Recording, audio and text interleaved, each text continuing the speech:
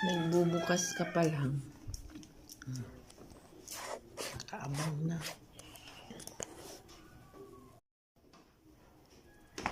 Yung mata, oh. Para talaga to sa kanya kasi nga, yung pagkakamot-kamot niya, pagdidila niya sa kanyang paa, na lesson. Pero ito, bibigyan pa rin, pero hindi hindi na madami. Ito lang yung 12 per day. Ito, hindi na kasi wala naman silang mga diferensya.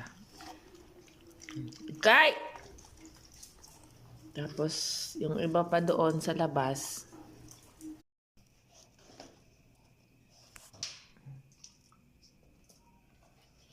Ano ito, Kay?